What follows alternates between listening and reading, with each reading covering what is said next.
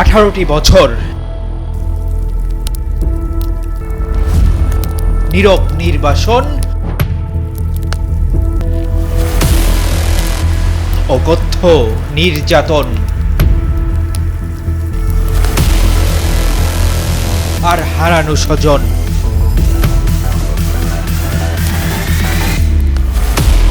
তারেক রহমানের দেশে ফিরে আসাকে ঠেকাতে পারবে না ইনশাআল্লাহ। তিনি যেদিন বাংলার মাটিতে ফিরবেন সেদিন ওই জিয়া বিমানবন্দরে লক্ষ কোটি মানুষ তাকে বরণ করতে যাবে। যাকে থামাতে ষড়যন্ত্র হয়েছিল, যাকে ভাঙতে চেয়েছিল অমানবিক নির্যাতন, তিনি ফিরছেন। 25 ডিসেম্বর শুধু একজন নেতার প্রত্যাবর্তন নয়, এটি ইতিহাসের নতুন মোড়।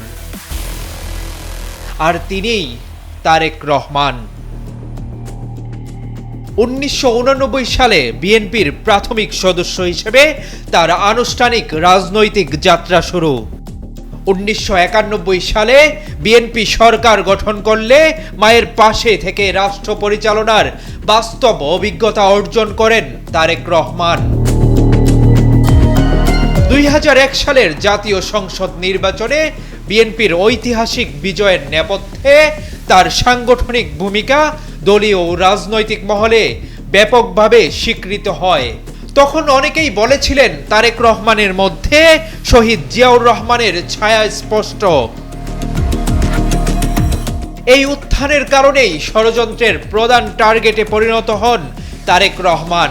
2007 সালের 1/11 পরবর্তী সেনা সমর্থিত সরকারের সময় বহু বিতর্কিত ও রাজনৈতিক প্রশ্নবিদ্ধ মামলায় তাকে গ্রেপ্তার করা হয়।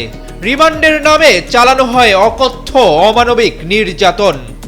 মেরুদণ্ড, পাঁজর ও হাঁটুতে গুরুতর আঘাতে তিনি প্রায় পঙ্গুত্বের পর্যায়ে পৌঁছান। একই সময়ে গ্রেপ্তার হন তার মা, 3 বারের প্রধানমন্ত্রী বেগম খালেদা জিয়া ও তার ছোট ভাই আরাফাত রহমান কোকো। আরাফাত রহমান কোকো রাজনীতির সঙ্গে সম্পৃক্ত না থাকলেও প্রতিহিংসাবশত তাকে গ্রেপ্তার করা হয়। পরবর্তী সময়ে প্রবাস জীবনের নিঃসঙ্গতায় কোকোর অকাল মৃত্যুতে জিয়া পরিবারে নেমে আসে গভীর শোক। দীর্ঘ কারাভোগ ও অমানবিক নির্যাতনে যখন তারেক রহমান প্রায় মৃত্যুর মুখোমুখি, তখনই আদালতের নির্দেশে উন্নত চিকিৎসার জন্য 2008 সালে তাকে পাঠানো হয় লন্ডনে।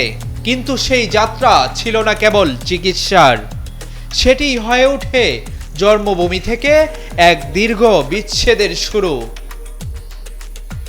প্রিয় দেশ, প্রাণপ্রিয় মা, প্রাণপ্রিয় ছোট ভাই, পরিবার, আত্মীয় স্বজন, সহযোদ্ধা, নেতাকর্মী এবং লাখো কোটি মানুষের ভালোবাসা পেছনে ফেলে তাকে পাড়ি দিতে হয় এক নিঃসঙ্গ প্রবাসের জীবন প্রবাহে। যে 18টি বছর কেটেছে অগণিত কষ্ট, বেদনা ও অনিশ্চয়তার ভেতর দিয়ে, যা নামমাত্র প্রবাস জীবন হলেও বাস্তবে ছিল এক নীরব, নির্মম নির্বাসন। দেশের বাইরে থেকেও তারেক রহমান রাজনীতি থেকে বিচ্ছিন্ন হননি। আধুনিক প্রযুক্তির সহায়তায় ভার্চুয়াল সভা, ভিডিও কনফারেন্স ও সরাসরি দিক নির্দেশনার মাধ্যমে নানাবিধ ষড়যন্ত্রের মধ্যেও তিনি বিএনপিকে ঐক্যবদ্ধ রেখেছেন। মায়ের অসুস্থতায় দলীয় দায়িত্ব আরও দৃঢ়ভাবে কাঁধে তুলে নেন তারেক রহমান। 2009 থেকে 2024 সাল পর্যন্ত স্বৈরাচারী শাসনের বিরুদ্ধে বিএনপির আন্দোলন, সংগঠন ও প্রতিরোধে তার নেতৃত্ব ছিল নির্ণায়ক। রাজনৈতিক বিশ্লেষকদের মতে 2024 সালের গণ অভ্যুত্থানের পেছনেও তার দূরদর্শী কৌশল ও সিদ্ধান্ত গুরুত্বপূর্ণ ভূমিকা রাখে। বাংলাদেশের রাজনীতিতে কিছু নাম কেবল ব্যক্তি নয়, সেগুলো সময়ের দলিল, গণতান্ত্রিক সংগ্রামের ইতিহাস এবং লাখো কোটি মানুষের বুকের ভেতর জমে থাকা আশা বেদনার প্রতীক। দীর্ঘ 18 বছর যাকে ঘিরে অপেক্ষা, আকুতি, অভিমান আর প্রত্যাশা, অবশেষে সেই মানুষটির স্বদেশ প্রত্যাবর্তনের দিনক্ষণ ঘনিয়ে এসেছে। 25 ডিসেম্বর তারেক রহমানের নিজের দেশে ফেরা নিছক কোনো ব্যক্তিগত বা দলীয় ঘটনা নয়, এটি বাংলাদেশের রাজনৈতিক ইতিহাসে এক আবেগঘন গভীর অর্থবহ অধ্যায়। Abu Bakr Raihan, Daily Sun.